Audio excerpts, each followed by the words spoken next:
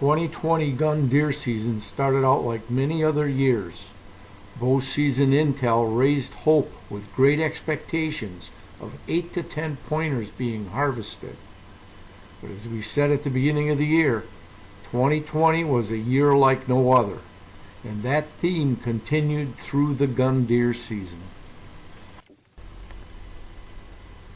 It's Saturday, November 21st, opening morning, as we join Craig Pitzl in his deer stand.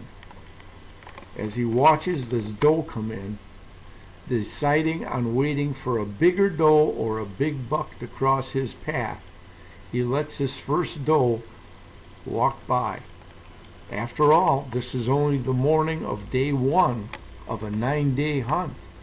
They'll have plenty of time left to harvest a doe.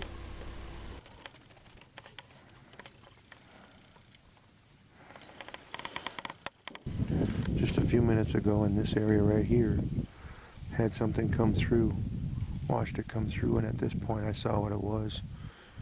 It was a wolf. It paused and sat there for a while. I had the camera on it, thought I was recording. Ended up being on standby. Got a little bit of it going through the brush, but no real good footage.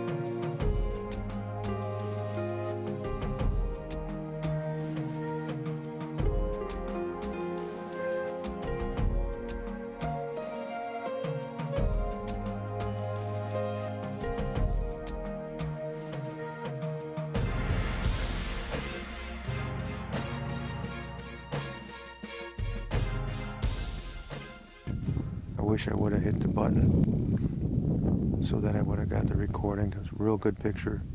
Come within 50 yards of my stand. Now, Sunday and Monday saw no deer activity for any of the RO360 crew on their day-long sits. So let's jump ahead to late afternoon on Tuesday the 24th as the snow starts to fall. There are no deer moving anywhere. I heard one shot all afternoon.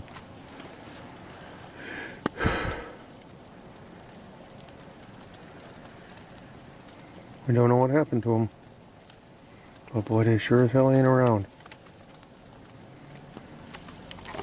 Now, the following may sound a little out of place for a video entitled The 2020 Gun Deer Season, but stick with me here as I walk you through this. Now, coyotes and other predators are a controversial issue. They are an integral part of nature's balance, and I'm sure that all hunters and pure conservationists can agree with that statement.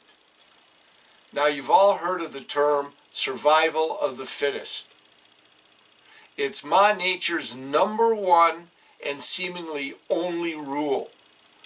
By taking out the weak and injured, nature's predators help keep the natural balance in check, thus ensuring survival of the fittest.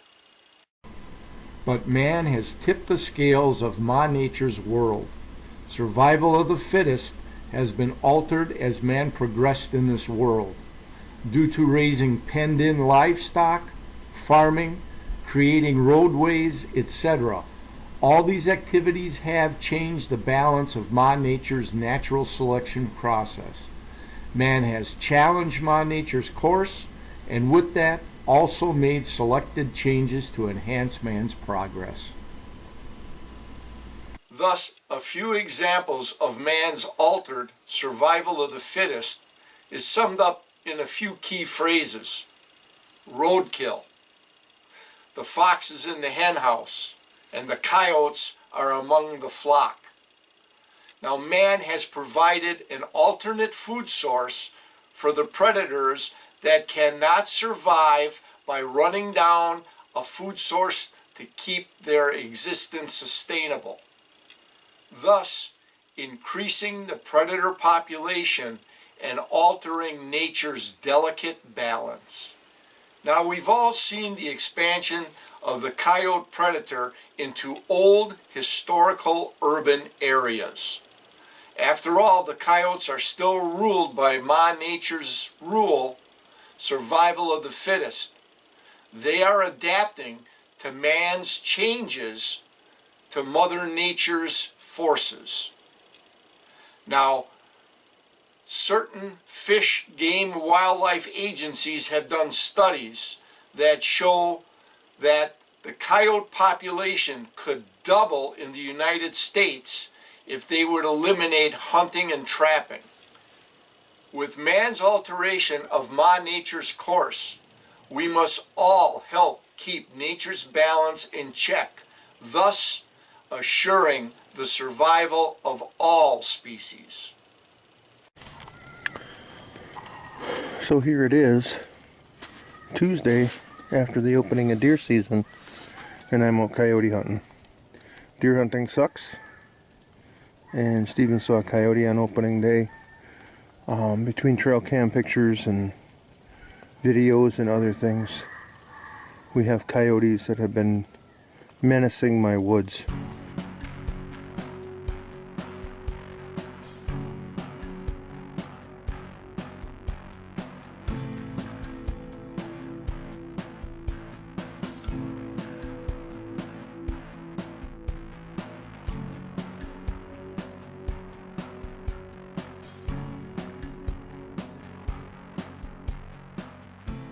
Steven saw a coyote opening day, didn't know he was supposed to shoot it, and so it's still running around. So I'm sitting in Steven's stand.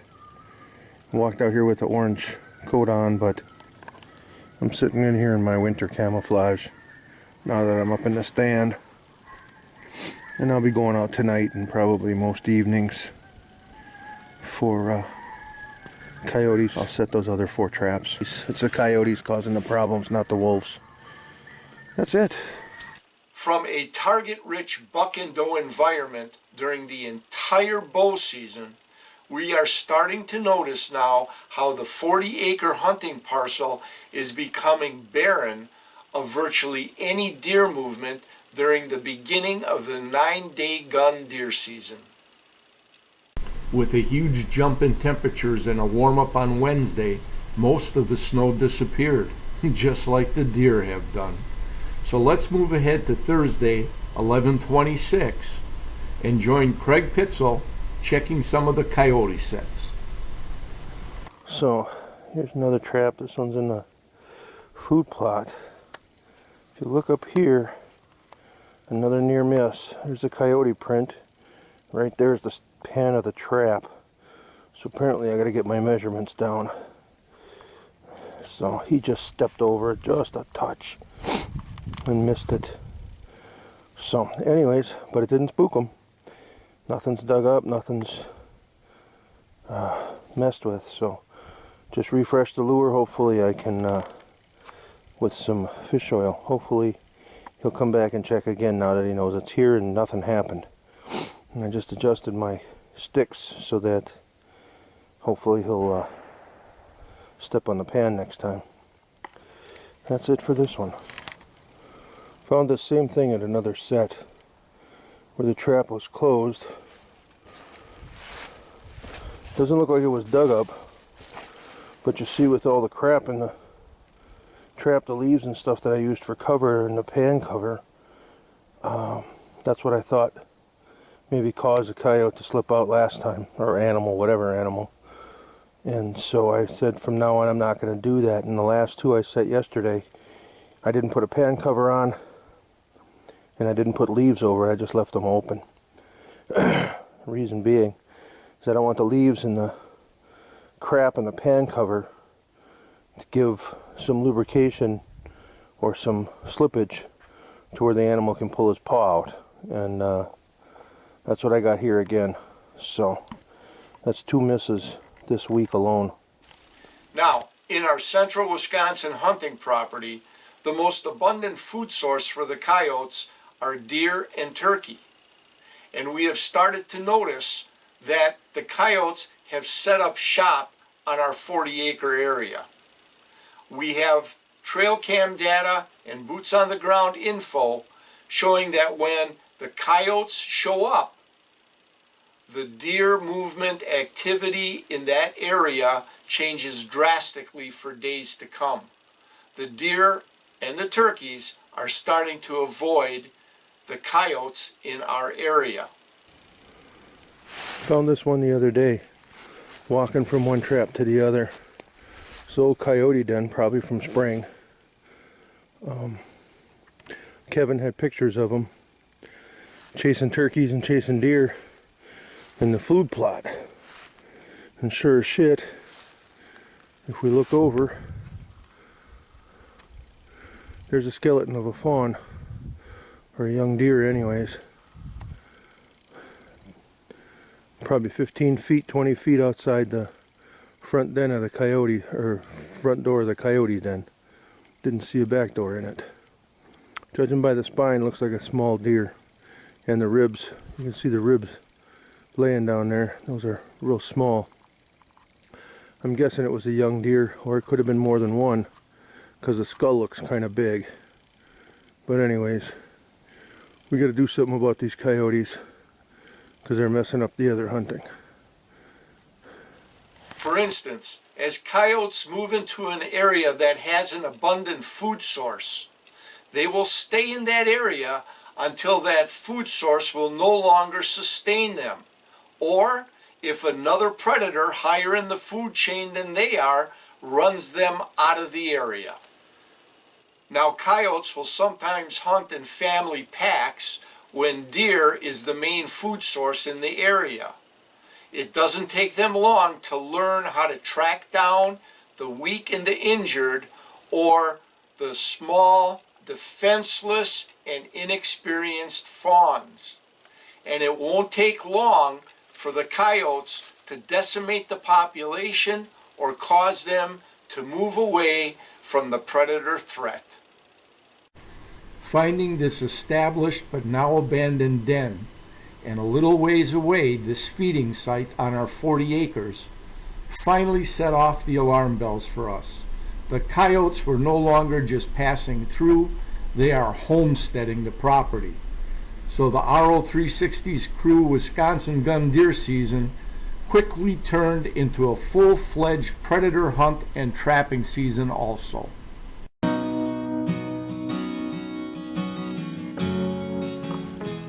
So there's my equipment, and it's over by the other set. And the reason it's over by the other set, this is the two traps I set in the food plot area. The reason it's over by the other set is because I saw that I had something in this set. Isn't that special? I got to take care of this and then reset. So I just got off the phone with John, so we're gonna hopefully dispatch this one quickly so we don't stink up the area, and then move on, reset and move on. Anyways, so I caught something in my trap. Unfortunately, it wasn't a coyote. Well, there he is. Decent sized skunk, but he managed, when he relaxed, to release some of his scent. So kind of stinks back here, but who knows. We'll reset and see what we get. That's it.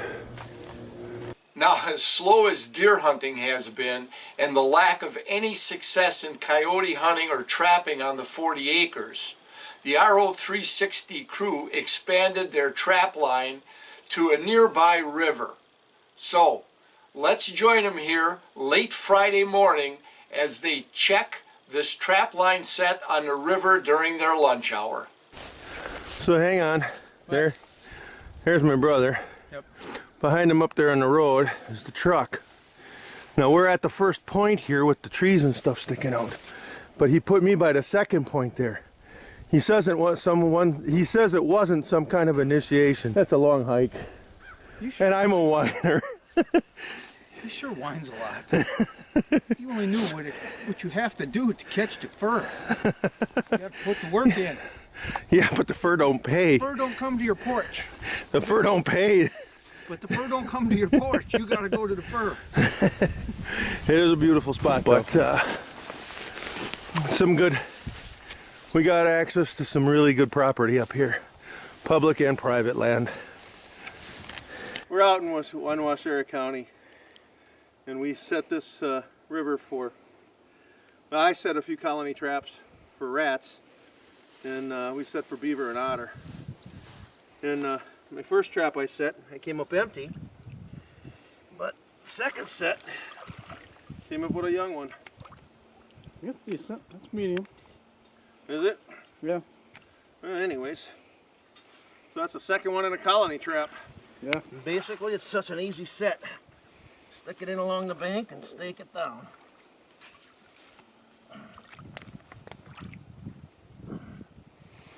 There.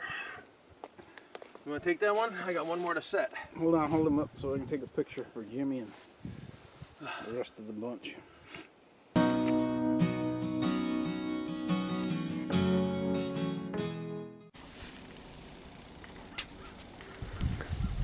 Anything?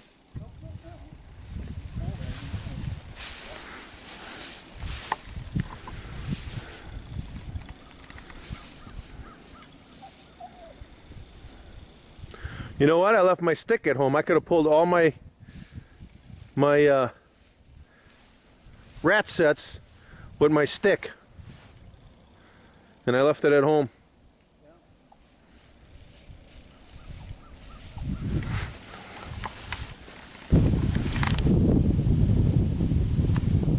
Okay, this nubbin buck just laid down about 30 yards under my stand.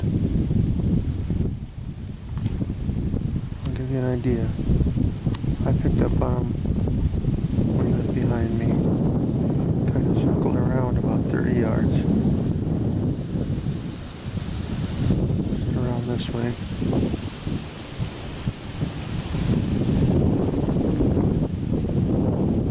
Turned and came down the trail here. Walked down the trail. Right up underneath my stand. And about here I figured out that it was a nubbin buck. I could see the little pedicles underneath its head. By its ears, I mean. Came right underneath my stand. Around the branches here. Very slowly. This whole process took about 8-10 minutes. Stopped right in here and was eating, browsing on some of the briar leaves that are still up on the briars. About that time, Kevin walked out to his stand. He saw Kevin, ran through the brush a little bit. Kevin stopped. He played it cool.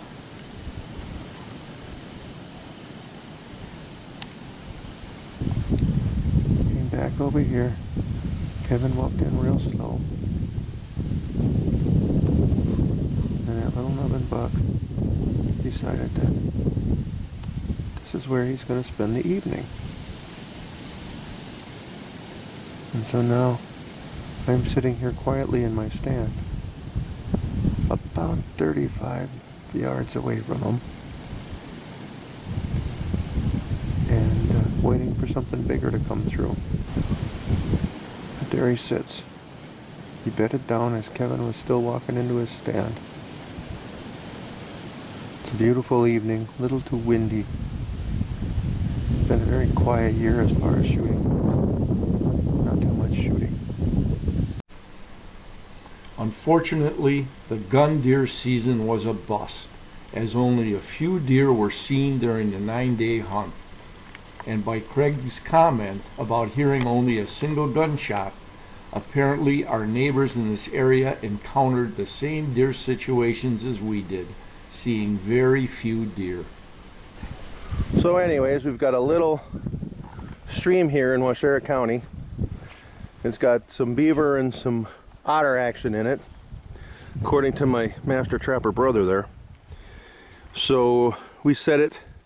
We got 5 330s, and then I got a couple colony traps. Pulled a rat out of there yesterday. So we're gonna go and pull the traps today because it's Sunday, the last day of deer hunting, hence the orange. And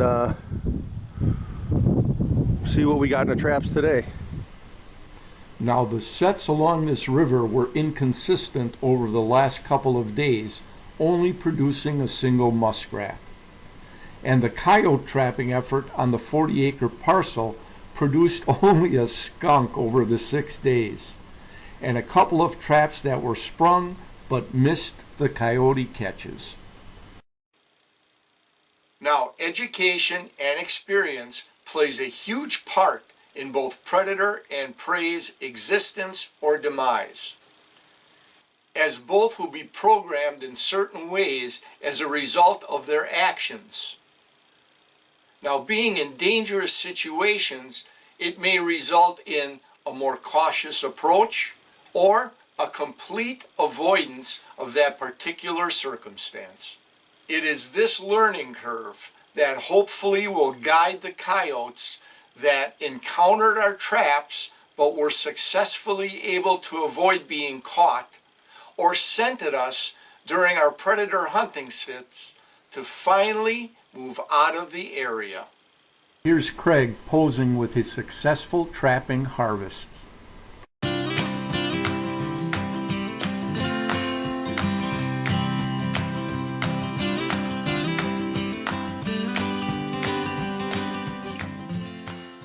This coyote cycle is nothing new to our crew.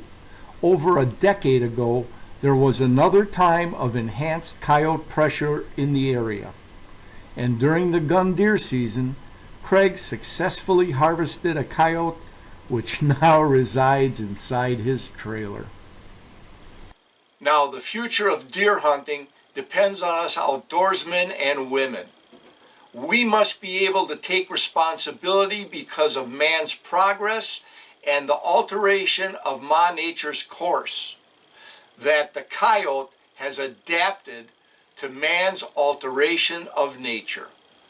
And now that the coyotes have applied Ma Nature's #1 rule of survival for the fittest, and they are now very well adapted to exist in man's altered state of nature. Therefore, we must all step up to do our part in coyote population control to ensure the survival of all species, be it predator, prey, or mankind. Anyways, it's just a thought. The RO360 crew encourages you to take to the woods. Get out there and enjoy Mother Nature's awesome sights and sounds. Relish the time you spend alone in thought, sitting in your ground blind or your tree stand, or relish the time spent with family and friends. Take in the challenge and the chase. Dwell in all of the experiences that are out there waiting for you in the great outdoors. Join us on the next video as we take to the ice on a flashback to 2009, and my grandson Wes, at the time a 3.5-year-old wide-eyed little boy, on his first ice fishing outing. Hey, thanks for watching. We'll catch you on that next video. I really appreciate you taking the time to watch my videos and my channel. A big thank you for that. Now feel free to comment below, or if you don't want your comments available in the public eye, we can also be reached at rapintoutdoors360@gmail.com. And if you know a friend you think may enjoy this video series, please feel free to share this with him or share our link. And always, whether you fish or hunt, make sure you practice CCR. Catch, conserve, replenish.